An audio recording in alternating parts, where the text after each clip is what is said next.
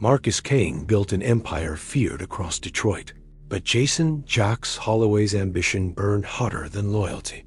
And one night, that ambition destroyed everything Marcus had fought to create. Please, subscribe and share for daily new update of gang crime story, and watch till end. In the heart of Detroit, the streets pulsed with a dangerous rhythm that only a few dared to navigate. The Crimson Kings had ruled the city's underground for years, their influence stretching across every corner of the drug trade, illegal gambling dens, and black market deals. At the center of it all was Marcus Kane, a man whose name alone could silence a room. Marcus was not just a leader. He was a strategist, a man who understood the balance between fear and respect. The Crimson Kings were more than a gang. They were a family, bound together by loyalty, blood oaths, and the unspoken rule that betrayal would be met with consequences far worse than death. Among Marcus' inner circle, one figure stood out for his ambition and cunning. Jason "Jax" Holloway was young, sharp, and fearless, with eyes that seemed to measure opportunity in every glance. Unlike many members who relied on brute strength, Jax relied on intelligence and precision. He had a talent for reading situations, predicting moves before anyone else even noticed them. Marcus trusted him more than anyone, often placing Jax at the forefront of critical operations, knowing the young man could execute orders without hesitation. The streets respected him, rivals feared him, and within the gang, there was no question of his rising influence. Life within the Crimson Kings was a mix of order and chaos. Nights were long, filled with whispered deals in shadowed alleys, the exchange of cash and contraband in abandoned warehouses, and the constant need to watch for law enforcement or rival gangs. Despite the danger, there was a strange sense of security in belonging to the Crimson Kings. Members knew their place, their duties, and the unspoken loyalty that kept the group intact. Trust was currency, and betrayal was almost unthinkable until it began to take root. Jax was careful. He never showed overt signs of ambition, always following Marcus' lead in public. Yet in private, he observed, calculated, and dreamed of more. He envied Marcus' authority, the fear he inspired, and the unquestioned loyalty he commanded. Every decision Marcus made, Jax silently assessed. What would he do differently? How could he outsmart the man who trusted him implicitly? These thoughts were dangerous, but Jax thrived on danger, and ambition burned in him brighter than loyalty. Outside the gang's immediate circle, the city itself seemed to respond to the Crimson King's rule. Local shopkeepers knew not to question them. Rivals learned quickly that any challenge could end in violence. The gang's reach was far, and its reputation untouchable, or so it seemed. But beneath the surface, tensions simmered quietly. Every alliance, every loyalty, and every secret could become a weapon. And in the shadows, Jax watched and waited, knowing that the first crack in the foundation of the Crimson Kings could be exploited, and he was ready to exploit it. By the time the city lights flickered in the distance, and the streets emptied of ordinary life, Marcus Kane and his gang believed they controlled everything. They were blind to the storm quietly forming from within, a storm that would one day shatter the empire they had built. The Crimson Kings were strong, but even the strongest walls have weak points, and in the world of crime, ambition often eats away at trust faster than bullets ever could. Beneath the surface of the Crimson King's apparent unity, tension had begun to stir. Life on the streets was dangerous enough, without the threat coming from within. But slowly, cracks started to appear where loyalty once reigned. Jax had grown restless. The adoration he received from the streets and the respect he commanded within the gang were intoxicating, yet he felt constrained by Marcus' leadership. Every decision Marcus made, no matter how calculated, seemed to Jax like a limitation on what could be achieved. He began to see opportunities not as shared victories, but as possibilities for himself alone. The city's shadows whispered to him, and he started to listen.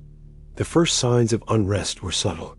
Small mistakes in operations were blamed on chance, a delivery delayed, a deal gone wrong, an insider leaking information, nothing that raised immediate alarms. Yet Jocks was always present, carefully noting every misstep, every slip, and every hint of dissatisfaction among the other members. He began forging secret contacts outside the gang, quietly communicating with rival crews and low-level operatives who were hungry for power. No one suspected him. Jocks was too skilled at hiding his ambitions behind a mask of loyalty. His rise had been quiet, almost invisible, and now that invisibility became his greatest weapon. As weeks passed, the environment within the gang subtly shifted. Members whispered more often, exchanged glances that held suspicion, and questioned loyalties in hushed tones. Marcus, ever the strategist, noticed the tension but could not pinpoint its source. He trusted Jocks implicitly, seeing the young lieutenant as a bridge between himself and the rest of the gang. In doing so, Marcus unknowingly created the perfect opportunity for betrayal. Jocks' ambitions were like a shadow creeping through the cracks in the gang's foundation, unseen but steadily spreading.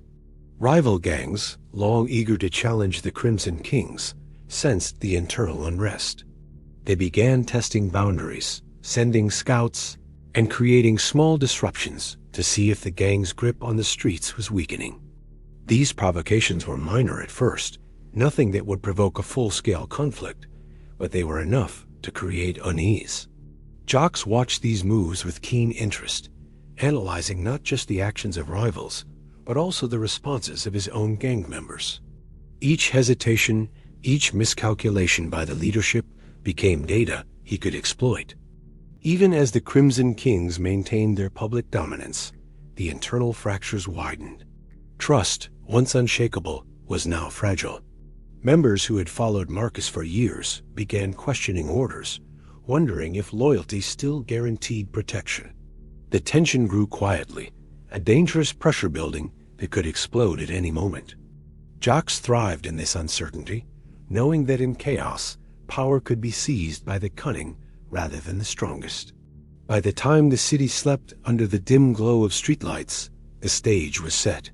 The Crimson Kings appeared strong from the outside, but inside, the air was thick with suspicion, ambition, and silent plotting. Jocks' patience was meticulous, his mind always calculating, waiting for the perfect moment to tilt the balance. One spark, one mistake, and the empire Marcus Kane had built could unravel overnight, and Jocks was ready to be the one to light that spark. The calm of the streets was deceiving. The storm was quietly gathering, and it was coming from within. The night of the heist was electric, though no one outside the gang could sense it. Jocks had been planning this for months, studying every routine, every route, and every weak point of the rival gang they were about to strike. The shipment was massive, a delivery of high-grade narcotics that could make or break fortunes in the city. Marcus believed the heist would proceed under his direction, but in truth, every detail had been quietly orchestrated by Jocks. He had mapped the streets, timed the guards' rotations, and arranged for contingencies that even Marcus could not have anticipated. As the Crimson Kings moved into position, tension crackled in the air. Members felt the familiar rush of adrenaline before a major operation, the kind that reminded them why loyalty to Marcus had been so unshakable. Yet Jocks remained calm, almost unnaturally composed, a shadow moving among the chaos. His instructions were precise, his voice calm, and every member executed orders with the efficiency that Marcus had always prided himself on. No one noticed that Jocks subtly altered the plan at key moments, guiding certain members down paths that ensured the rival gang would be caught off guard. When the shipment arrived, the rival gang was unprepared. Doors that were meant to be locked were open. Guards were out of position, and their escape route was blocked without their knowledge. The Crimson Kings struck quickly, seizing the cargo and disappearing into the city streets before the first alarm could be raised. It was flawless, the kind of operation that would go down in the gang's history as Marcus Kane's brilliance. Marcus, proud of his crew's success, took the accolades publicly, believing the victory cemented his control. Behind the scenes, however, it was Jacques who had orchestrated every move. As the gang celebrated their victory, Jacques quietly diverted a portion of the shipment to his own secret storage. No one suspected, not even Marcus, whose trust in Jacques had always been absolute. Jacques' mind worked rapidly, considering the alliances he could now strengthen with this new leverage. The heist was more than just a financial gain. It was a statement, a quiet demonstration that power could shift if cunning was applied. Every detail of the operation had been a stepping stone toward a greater plan, one that Marcus would never foresee until it was too late. The city itself seemed to respond to the aftermath. Rumors of the heist spread quickly. Rival gangs scrambled to understand how such a bold move had succeeded, and police began probing every lead they could find. Yet Jacques remained in the shadows, untouchable, observing every reaction. He noticed the cracks forming in rival gangs, the mistrust that arose when blame had to be placed, and the subtle questioning of leadership within his own gang. Every detail added another piece to the growing puzzle that he controlled completely. By morning, the streets returned to their usual rhythm, but the landscape had subtly shifted. Marcus believed the Crimson King's empire was stronger than ever, celebrating the heist as a triumph of leadership and loyalty. What he did not know was that a seed of betrayal had already taken root, invisible to all but the one who had sown it. Jacques had demonstrated not only his skill but also his ambition, and the foundation of the Crimson Kings, once so solid, now contained a hidden fracture that would grow in ways no one could predict. The first signs of betrayal didn't arrive with fanfare. They were quiet, subtle, and almost impossible to detect until the damage had already been done. Carlos Vega, one of Marcus Kane's most trusted enforcers, had been with the Crimson Kings for years. He was strong, reliable, and feared on the streets, but even he was not immune to manipulation. Jacques had recognized a vulnerability in Carlos, a desire for recognition and wealth that had long simmered beneath the surface. Over weeks, Jacques had carefully fed that desire, planting ideas and promising opportunities that seemed harmless at first, but gradually led Carlos to make decisions that would break the gang from within. It began with small diversions, shipments that were misplaced or delayed, attributed to mistakes or bad luck. Marcus, busy managing operations and maintaining the gang's public dominance, accepted the explanations, trusting his team to handle the minor errors. Behind the scenes, however, Jacques had created a series of secret channels and arrangements that isolated Carlos from oversight. Each action seemed insignificant on its own, but together they formed a chain that would soon snap under pressure. The pivotal moment came on a humid summer night when Carlos vanished along with a significant portion of the gang's cash reserves. It was a calculated theft, designed to appear as the work of a rival gang, but the truth was far more sinister. Jacques had manipulated Carlos into believing that this was a step toward securing a greater share of the empire for himself, that Marcus was holding back opportunities and rewards that should rightfully belong to him. Carlos, blinded by ambition and trust in Jacques' guidance, obeyed without hesitation, unaware that he was stepping into a trap that would destroy him as much as it threatened the gang. The disappearance sent shockwaves through the Crimson Kings. Loyalty, once a cornerstone of their operations, faltered almost instantly. Members began whispering among themselves, questioning each other's motives and wondering if someone within the inner circle had turned against them. The atmosphere shifted from one of controlled authority to suspicion and fear. Marcus, though vigilant, struggled to maintain order, and every decision he made was overshadowed by uncertainty. The gang's once unshakable unity now hung by a fragile thread, and every glance seemed to carry the weight of doubt. Jacques, however, remained composed, his exterior calm while the chaos unfolded. He watched carefully as Marcus scrambled to identify the source of the theft, knowing that the leader's confusion would only deepen the cracks he had carefully created. Every accusation, Every moment of mistrust played into his hands. The gang's strength had always been its loyalty and discipline, but now that foundation was crumbling, and Jacques was ready to take advantage. By the next morning, the streets felt different. The Crimson Kings no longer projected the same aura of invincibility.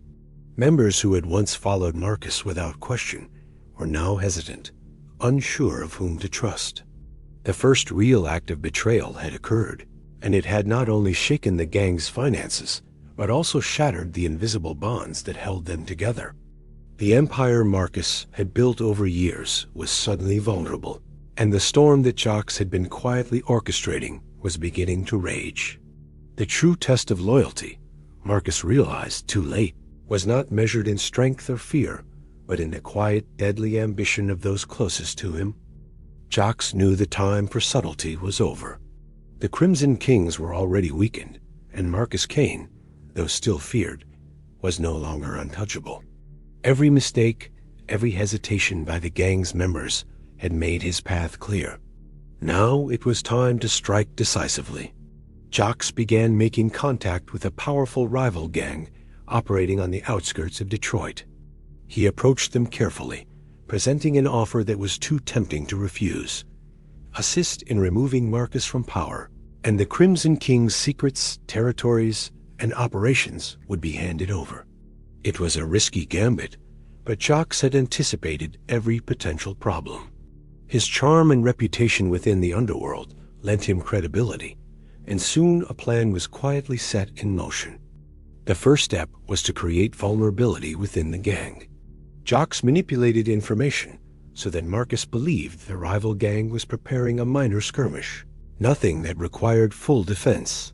Meanwhile, Jacques ensured that loyal enforcers were misdirected, distracted with false alerts and decoy missions. The trap was nearly invisible, a carefully orchestrated illusion designed to leave Marcus exposed. In every step, Jacques' mind was several moves ahead, predicting reactions and planning contingencies. His ambition had reached a point where he saw the chaos not as danger, but as opportunity. Late one night, the attack came. The rival gang struck a small Crimson King's safe house on the edge of the city. The confrontation was swift and brutal. Marcus barely escaped with his life, retreating into the shadows with only a handful of loyal members. Several others were captured, arrested, or killed in the raid. The safe house, once a symbol of the gang's dominance, was now a ruin, a warning to anyone who might question Jacques' rising power. The streets were filled with confusion and rumors, as members struggled to understand how the attack had succeeded. Jacques remained calm, orchestrating the chaos from the shadows. He ensured that every failure was attributed to Marcus' leadership, positioning himself as the one member capable of navigating the crisis. His reputation within the gang and the wider criminal world grew instantly.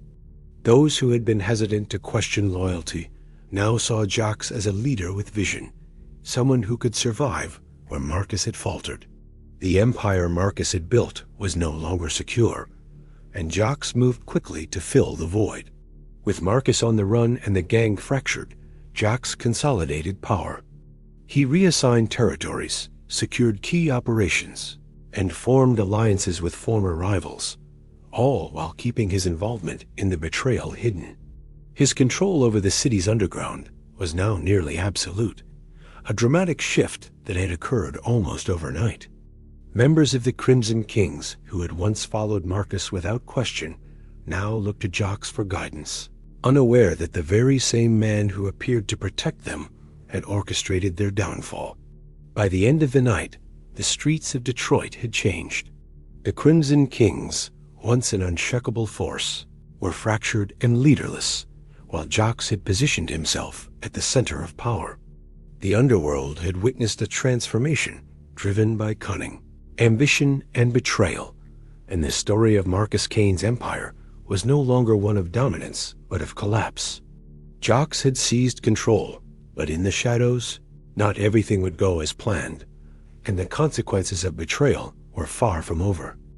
The collapse of the Crimson Kings began slowly, almost imperceptibly, but within weeks, The gang that had once dominated Detroit streets was unraveling at an alarming pace. The theft of cash by Carlos Vega had set off a chain reaction that Marcus Kane struggled to control. Members who had long been loyal began questioning the leadership, wondering if Marcus could still protect them or if the gang's empire was no longer the unshakable force it had seemed.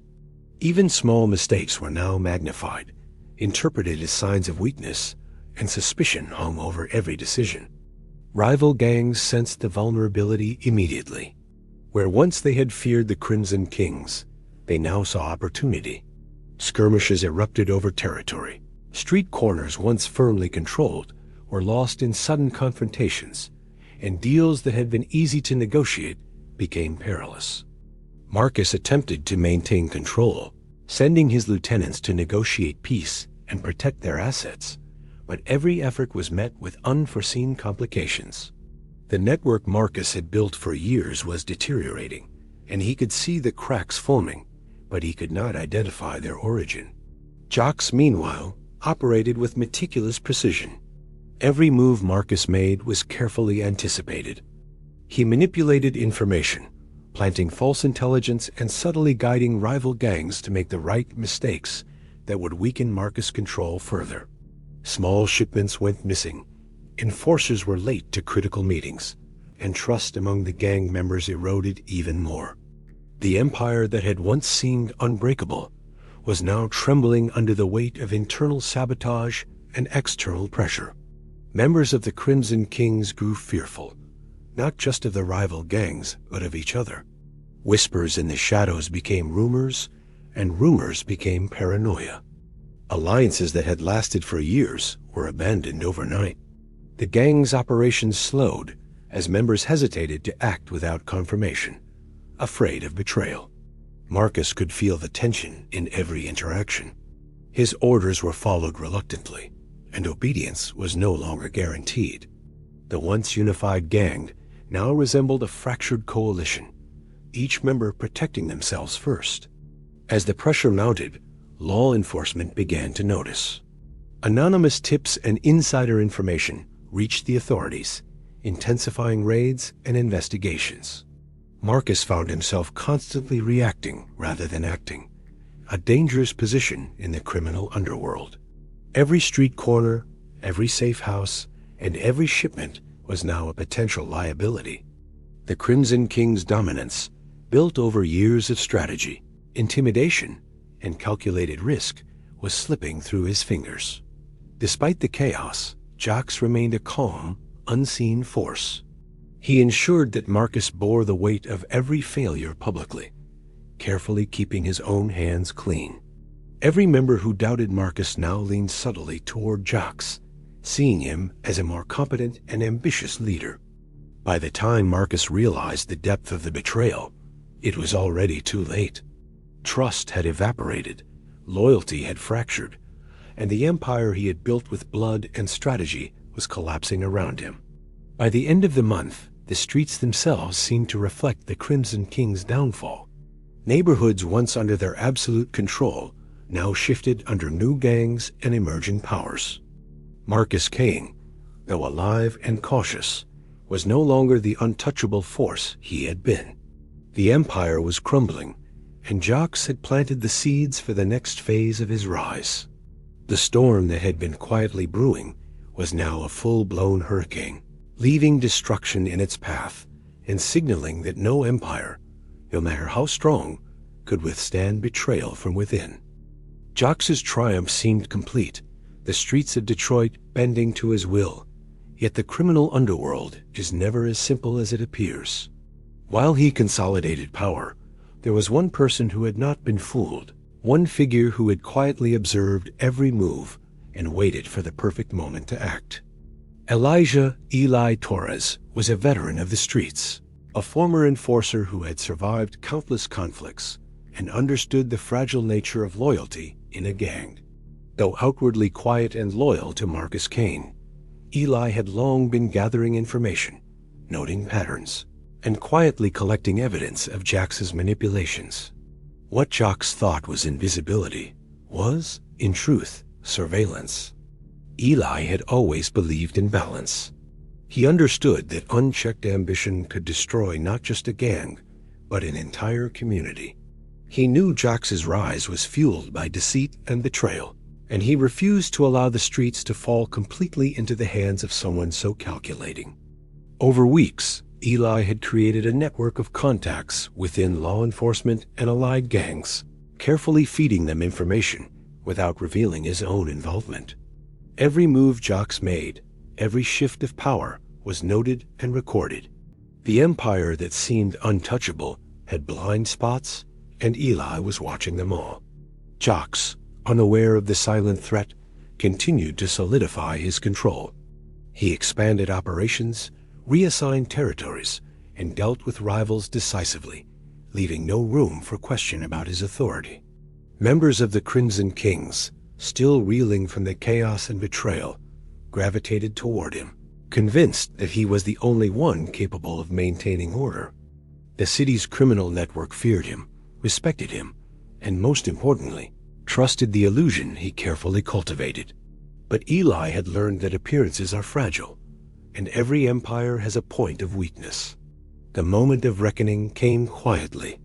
Through Eli's network, law enforcement had been provided with precise intelligence: Jax's locations, hidden caches, and the names of those who had conspired with him. Acting on this information, authorities coordinated a sudden, sweeping raid on one of Jax's primary hideouts. The timing was perfect. Jax was present, confident in his control, and unaware that the walls were closing in. Within moments, officers surrounded the property. The gang members inside were caught off guard, scrambling in confusion as their leader attempted to assess the threat. Jax realized too late that the trust he had assumed was complete had been shattered from within.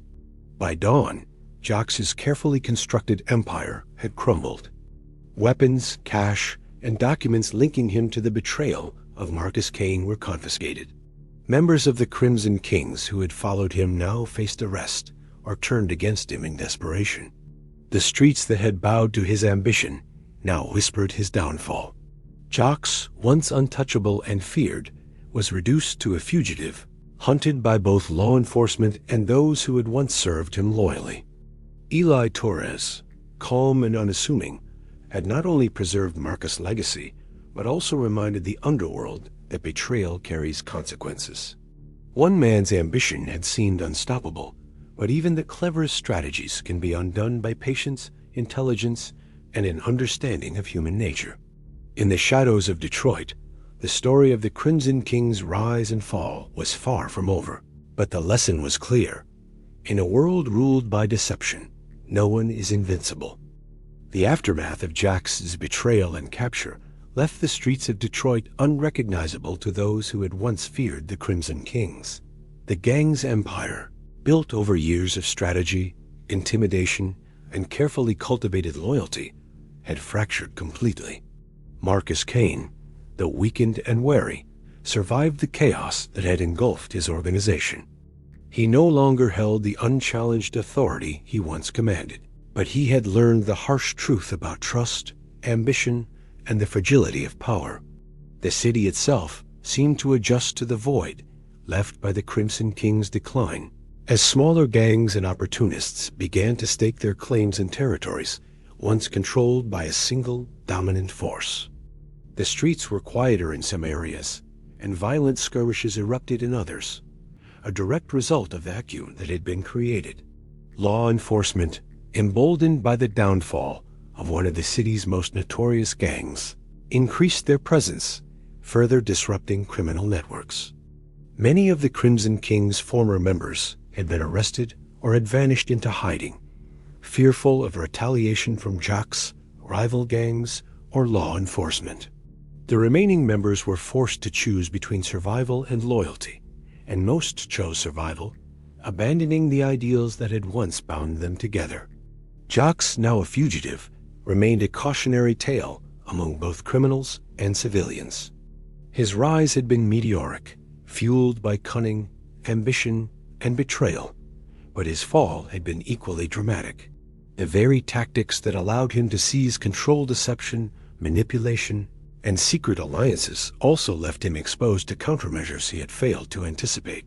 His former allies, those who had followed him blindly, were now witnesses to his collapse. The streets no longer whispered his name in awe, but in fear and incredulity.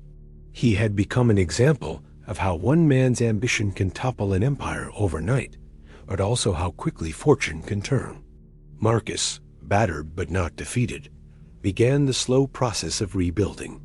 He avoided the violent displays of the past and focused instead on stability, protecting those who remained loyal and carefully observing the moves of rival gangs. The empire he once commanded was gone, but his experience had given him knowledge and perspective that could not be taken away. He had learned that strength alone was never enough to maintain control. It required foresight, vigilance, and a keen understanding of human nature. In the quiet moments, Marcus reflected on the true cost of betrayal. Trust, once broken, could never be fully restored. He thought of Jacques and the others who had allowed ambition to blind them to loyalty and consequences. Their actions had reshaped the criminal landscape, leaving scars that would last for years. The Crimson King's story, once defined by dominance and fear, had become a cautionary tale. Even the most powerful organization can be destroyed from within, and even the cleverest plans can unravel when human greed and ambition collide. The city moved on, as cities always do, absorbing the lessons of violence, betrayal, and survival. The Crimson Kings became a legend, a story passed down in whispers on the streets, reminding everyone who dared rise too fast or trust too easily that in the world of crime, power is fleeting and loyalty is priceless. Marcus Kane survived, Jacques Holloway fled, and the streets of Detroit, forever changed, carried the echoes of a betrayal that destroyed everything overnight.